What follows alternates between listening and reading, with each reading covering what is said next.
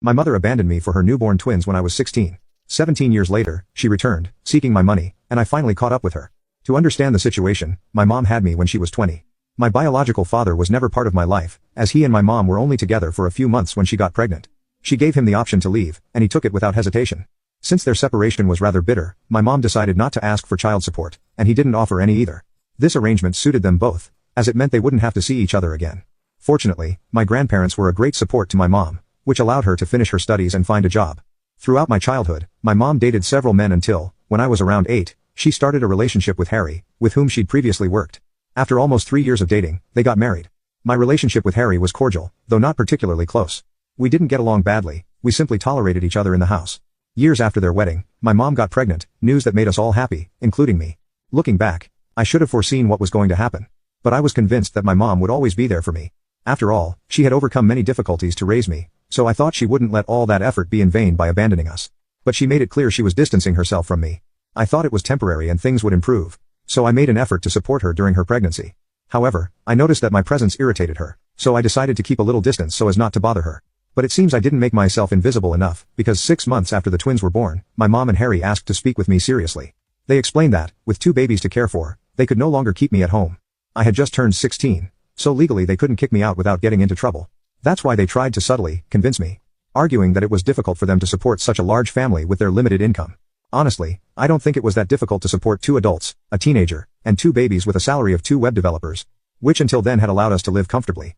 It was obvious they were lying, and they just wanted me gone, but still, I tried to find solutions to stay. I offered to get a job if money was the problem, but my mom replied that, more than anything, she wanted to save money and resources for the children who really deserved it more.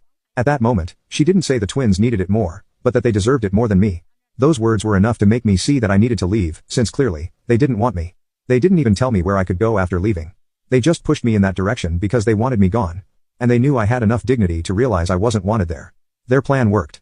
Technically, they didn't kick me out in the strict sense since they didn't force me.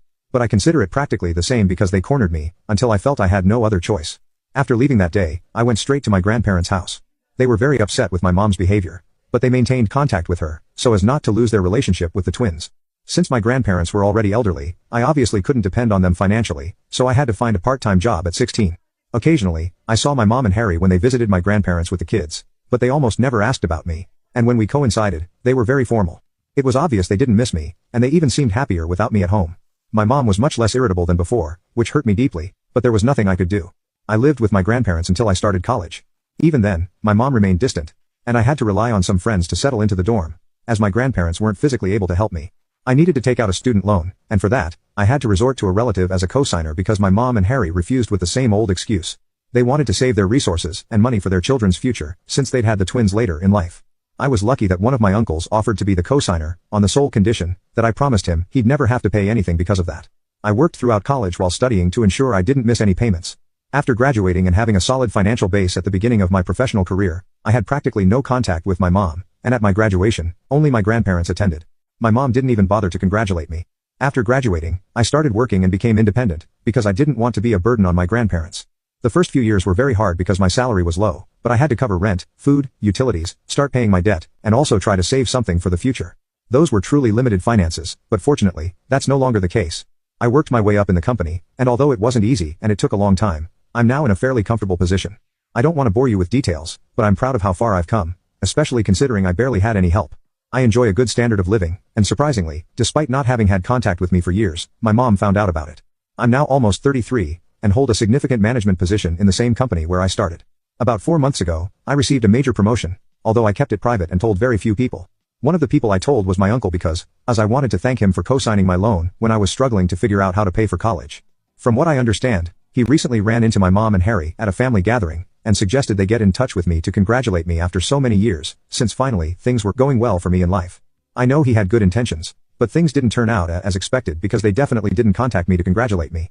The thing is, my mom found out, and recently she showed up at my house with Harry demanding to speak with me. As I've already mentioned, since I started college, I had no contact with her, and after graduating, I decided there was no point in waiting for the day my mom would come to her senses, and try to fix things. So I blocked her everywhere and completely cut her out of my life. She didn't seem affected by it either, in fact, I doubt she even noticed. I barely kept in touch with anyone in my family except my grandparents, who knew I didn't like talking about my mom, so they avoided mentioning her. As for my uncle, I didn't keep much contact with him either, so I didn't know that for the past few years. My mom and Harry have been going through financial difficulties. I learned about this recently when they showed up at my house, and began telling me how difficult everything had been for them. I only let them in because I thought they were finally coming to mend things with me. But I guess that was naive thinking. Instead of congratulating me on my accomplishments, they began by saying they'd heard from my uncle about my significant promotion, and that I was one of the youngest people in that position at my company, and they were surprised that I hadn't told them anything. Now comment update to tag you on part 2. Update. My mother abandoned me for her newborn twins when I was 16. 17 years later, she returned, seeking my money, and I finally caught up with her. It seemed ironic because I was surprised they expected me to even speak to them after so many years of no contact. Much less did I expect to have to tell them the good news about my life and career. They even told me they were disappointed because I had excluded them from my life. Just because they had decided to prioritize their babies over me. As if the kids needed their time, money, and resources more than I did as a teenager. They expected me to be mature and understand why they had shifted their priorities, but instead, I distanced myself from them after moving in with my grandparents. Instead of supporting their decisions. Which I don't understand why they would expect me to do after kicking me out of the house. That's how they started our encounter, after so many years. Trying to manipulate me into believing I was the bad guy for being upset when they kicked me out, so they could be alone with their babies. Then, without giving me the chance to explain my side, they quickly moved on to talking about how difficult the last few years had been for them. They told me that they had started their own business, but it had failed because it didn't take off. Now while they were trying to recover from the losses, they were facing the fact that the twins were of age to start thinking about college. So they urgently needed money to cover the expenses of 2 children. That's when I finally understood exactly why they had come to see me. They needed money. They wasted no time getting to the point, and even tried to soften it by saying that at first. They had felt offended when they learned that I was doing so well, and hadn't contacted them. But that I could make up for it by financing my siblings' education. I couldn't believe they had the audacity to make it sound as if they were doing me a favor, by letting me make up for things by paying for college for 2 kids. I didn't even know. Because I had left them behind in my past. So I immediately told them that I wasn't going to do any of that. And that it was frankly offensive that they thought they could manipulate me into doing so. I lost my patience with them, and reminded them that because of them, I had to pay for my own college, and work throughout my years of study, because they refused to help me financially. Simply because they wanted to save for their children's future since, according to them, they deserved it more than me. And I had never questioned it, or bothered them after they made it clear they wanted to prioritize their twins, and not me. But now that they had chosen who they wanted to prioritize, and had even kicked me out, and refused to have any contact with me for so many years, they had no right to expect anything from me. Much less financial support. They didn't even have the right to expect me to talk to them. I told them that since they had wanted to save their money, and resources for the children who really deserved it, they could now use that same money they had saved by kicking me out to finance their college expenses, instead of trying to emotionally manipulate me. Then I asked them to leave because I was done with this conversation, and had nothing more to say to them.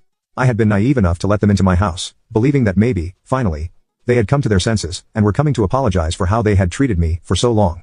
When I started confronting them and telling them to leave, they also got offended, and told me that I wasn't completely innocent in this situation. Their argument was that when we all lived together, I had always been very enthusiastic, and too involved in their lives, and used to be quite annoying. I don't even understand how that can be a real problem. I was literally a teenager, and I was just trying to maintain a connection with my family, when they were distancing themselves from me. Then they started telling me that by rejecting their request, I was now no better than them, because I was forgetting all those years when my mom had supported me, and raised me alone. This was my opportunity to make it up to her, and help her. But here I was acting ungrateful and disrespectful to everything they had done for me in the past. It seemed incredibly absurd to me that they would bring that up, since back then I was literally a child. There was no way I could have chosen not to depend on them. Even if I had wanted to be less of a burden, I would still have had to depend on them financially, and it's not like they were doing me a favor. As soon as they thought I was old enough to fend for myself, they pushed me to leave home, and basically kicked me out. And then refused to even acknowledge my existence, for almost the next 18 years. Even after all that, I couldn't understand how they had the audacity to demand that I help them for everything they had done for me in the past. The argument became quite nasty and personal after that. And I started threatening to call the police if they didn't leave my property, immediately. So after a while, they left. But my mom kept saying she had made many sacrifices when she was younger just because she wanted to be a good mother to me. And that only once in her life had she expected me to understand her situation, and allow her to prioritize other people, instead of just me. She believed I should have been more understanding instead of excluding her for so many years. And now, according to her, I was the one who was trying to make her look like the bad guy in the story. This situation has been going around in my head ever since. I don't know if it's really me who is wrong, and I ended up expecting too much from my mom, or if she's just trying to manipulate me. I should be sure that I'm right, but just to be completely at ease, I've decided to post on Reddit to ask for your unbiased opinions. Ida for refusing to pay for my half-siblings' college expenses when my estranged mother and stepfather are going through financial difficulties. Edit. I spoke with my uncle and explained to him that what he did was neither okay nor acceptable. Although his intentions were good, the outcome of his actions was definitely not. If he hadn't told my mom about my current situation, nor given my contact information and address without my permission, I wouldn't be going through this. He apologized to me many times and assured me that he had no idea that my mom would do something like this, since not even he knew they were going through financial problems. If he had known, he wouldn't have told them anything about my life. He also acknowledged that it wasn't his place to talk to my mom about these matters.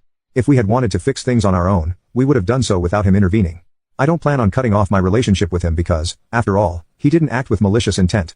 If that had been the case, I would be much angrier with him. Besides, thanks to him, I was able to go to college in the first place, because no one else was willing to step up and help me by taking on the responsibility of co-signing my loan. If you think about it, if it hadn't been for him, maybe I wouldn't be in this position now, and I don't want to be ungrateful to him. But I'm also not someone you can walk all over, so I made sure he knew that.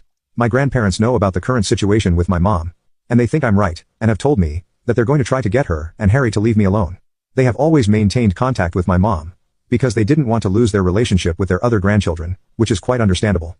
Although they can understand what their family is going through, they don't think it's right, or justified what they are putting me through. That's their opinion on the matter, and I think it's quite reasonable. Now comment update to tag you on part 3.